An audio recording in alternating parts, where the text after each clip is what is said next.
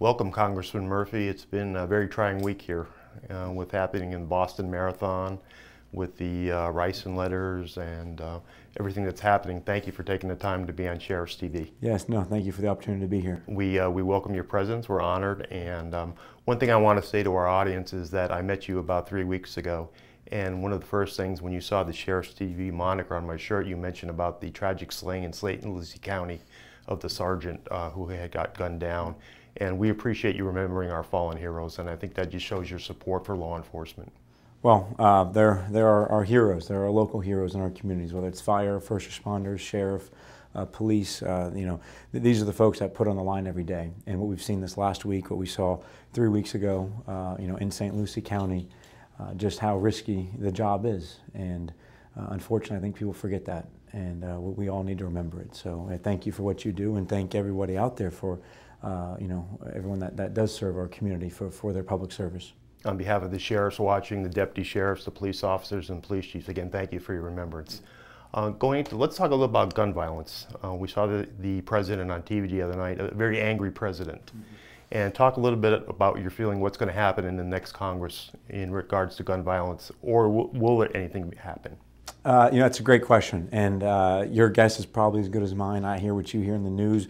What they started to do with background checks in the Senate, I think was the right approach. I think that we need to ensure that we are closing loopholes and ensuring that criminals, that rapists, that terrorists can't go and buy a gun online or at a gun show, that they get a background check is a pretty basic requirement. I mean, we have background checks and sort of basic measures we take in all sorts of circumstances. This is one that makes a lot of sense to me. There is no registry from this. There is no, this isn't some incremental, approach that people are worried about. This is just a basic measure to ensure that those buying, weapons have a basic background check. So this makes a lot of sense to me. What happens in the future, I don't know. I know the president, I know the vice president, a lot of people are very passionate about continuing to push some sort of legislation to ensure that these incidents like we had in Newtown do not continue, in the future. When you heard about the Newtown shootings, what was your first reaction? Disgusted, sad, and embarrassed that this sort of thing happens in our country. You never know what triggers individuals to act like this, but it makes it very hard for someone in my position, and perhaps in your position as well, in law enforcement, to know that you're in a position to perhaps help a little bit. And even if you just help to save one person's life, that can really make a big difference. And it makes me want to get more involved and to do more and to think about exactly what could have triggered this, and whether it's mental health, whether it could have been a background check, whatever it could have been to help prevent this. Let's look at that and try to prevent it in the future. Most polls show that about 90% of our citizens want some type of change, whether it be background checks or what is sold by either the gun shop dealers or these gun shows that are held on weekends around the country. Do you foresee anything specific happening, or is it kind of a wait-and-see attitude with Congress? Right now it's wait and see. I know the next big piece of legislation we're going to be looking at is immigration. Okay. So we'll see what happens there. Guns, this background check, some people are talking about doing dramatic gun measures. They stepped it back and said, let's just close the loopholes for background checks. And that's the only thing they were attacking. Like you said, 90% of Americans supported that, but it didn't go anywhere in the Senate. So I don't know if it'll even be taken up in the House of Representatives, if on our side, will Speaker Boehner bring it up or not. I don't think he will, unless it moves in the Senate. So it's really up to them, and hopefully they will bring it back to the floor. Okay, the 90% of Americans that feel something needs to be done, do you feel that's a very good consensus with your constituents in your district?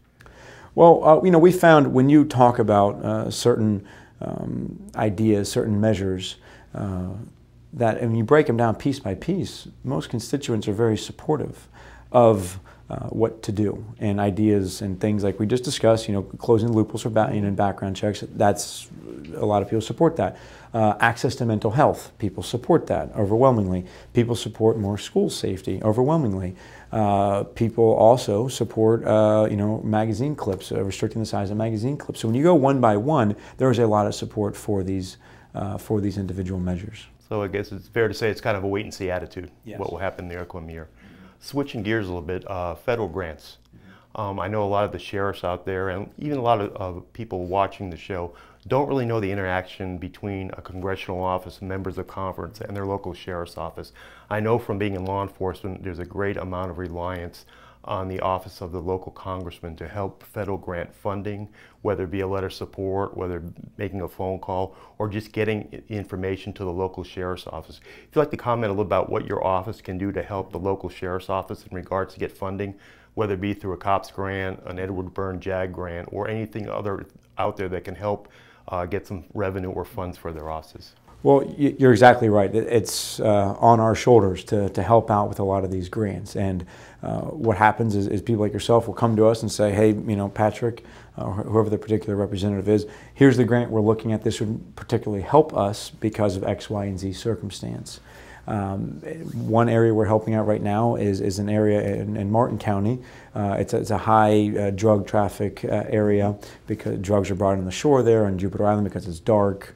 Anyway, they have been left out of certain federal grants. We are helping to ensure that they get those grants going forward. We can do that through phone calls, through letters. What I like to do is get other members of Congress to support it and get as many members of Congress on a particular letter to back my case. And of course, they want to do the same with us because the more members you can get on there, the better your chances are. But it's important, you know, with anybody out there with any sort of grant, federal grant, to kind of do some of the research and approach your member of Congress and say, here's what we're looking at, whether it's fire, whether it's police, first responder, you name it, there are some opportunities out there.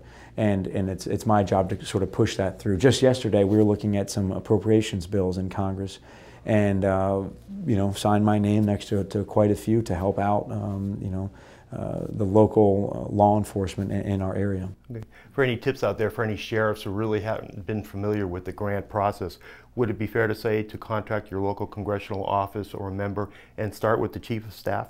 Yes, the chief or the district director would be a great place.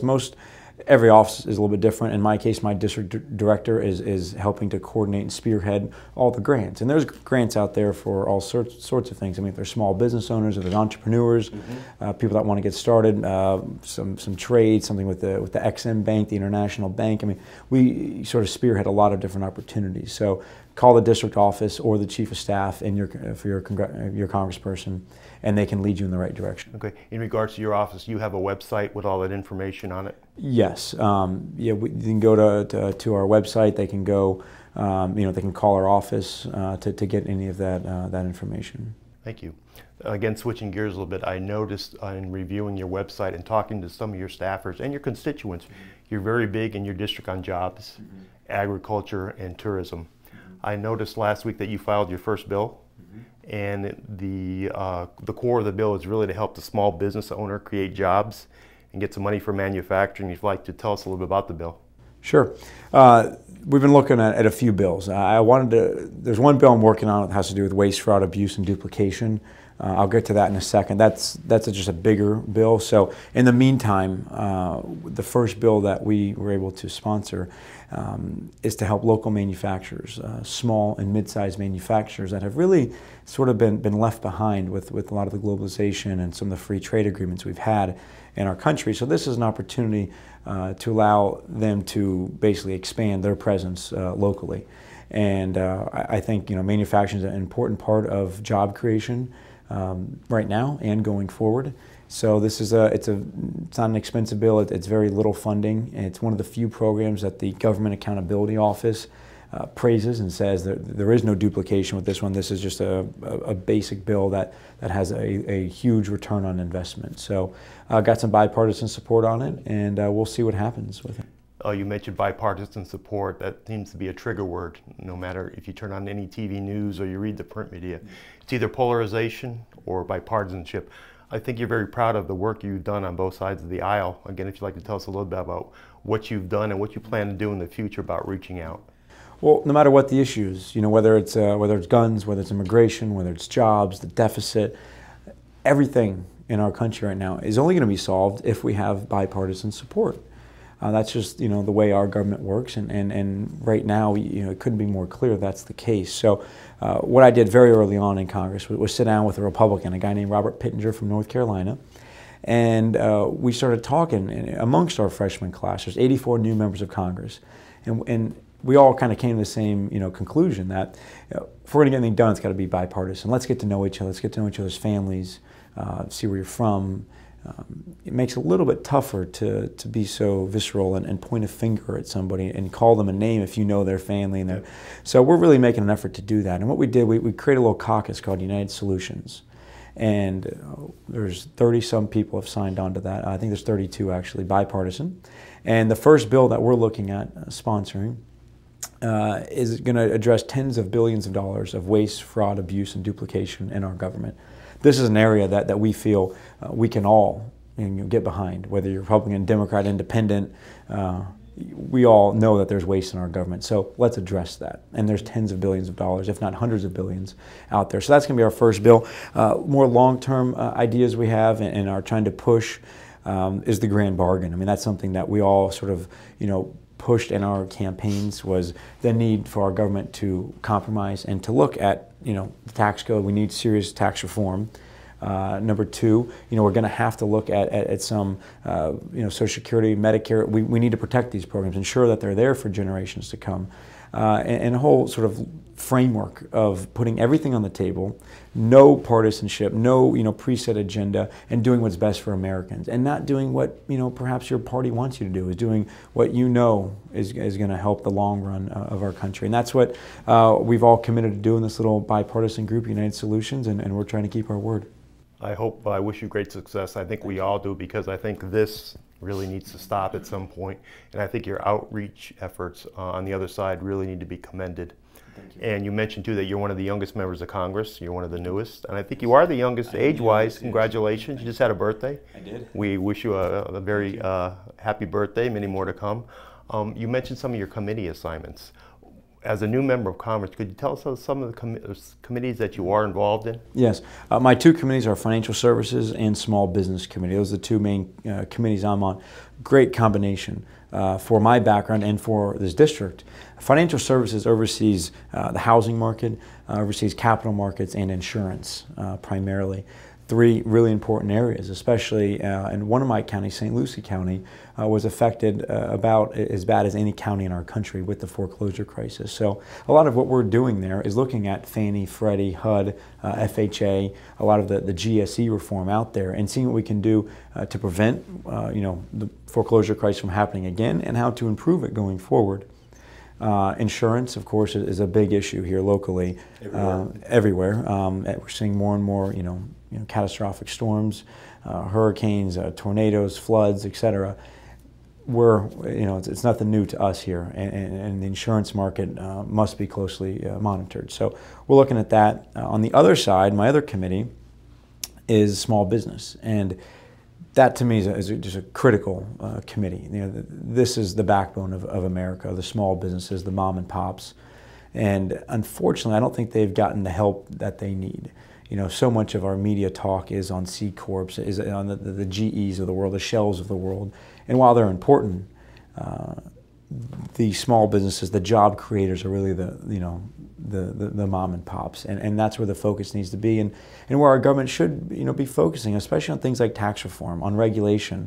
How do we make it easier for people to start a business, to stay in business, that the tax code isn't too burdensome for them, and beyond that, I remember my little business, the regulatory environment. We must ensure that this idea of one-size-fits-all regulation, that doesn't work in business.